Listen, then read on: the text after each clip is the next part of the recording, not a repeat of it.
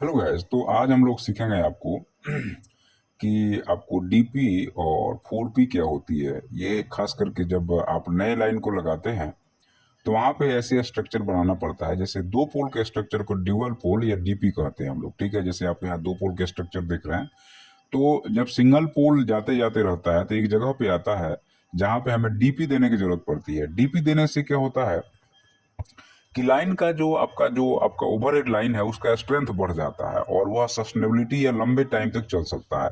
Single pole की बहुत लंबी लाइन रहेगी और डीपी अगर नहीं रहेगा तो जब लाइनें मान लीजिए कहीं से टूटना शुरू होता है तो पूरा का पूरा लाइन डिस्टर्ब हो जाता है। लेकिन अगर डीपी रहती है तो ये समस्या आपको नहीं आएगी। या डीपी जहां दे दोगे वहां से आपके पास एक ऑप्शन रहेगा कि वहां से अगर किसी और डायरेक्शन में जैसे लाइन ले जाना होता है तो अपन आसानी से ले जा सकते हैं। हमें अलग से डीपी बनाने की जरूरत नहीं होगा।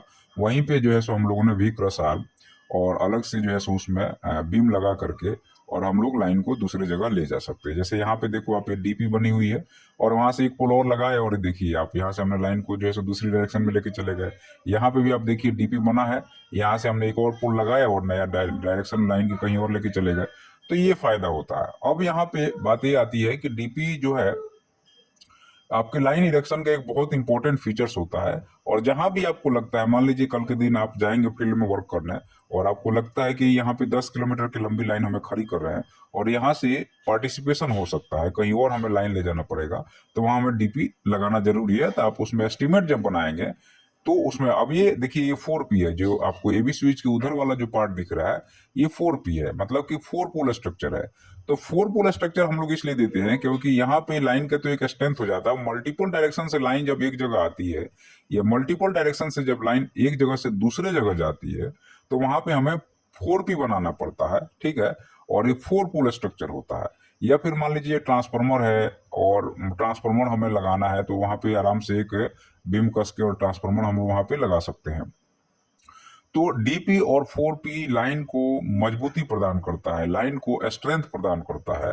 पहला चीज। दूसरा चीज है कि आपको एक ऑप्शन हो जाता है कि वहां से हम लाइन को कहीं और जगह मतलब किसी और डायरेक्शन में लाइन हम आसानी से ले जा सकते हैं।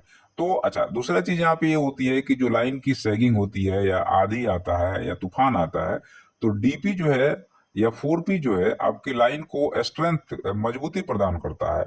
और यह अगर आपने एस्टिमेट में उस तरीके से नहीं रखा है और अगर इस टाइप की घटनाएं होती है तो आपका लाइन डिस्ट्रॉय हो सकता है, टूट सकता है।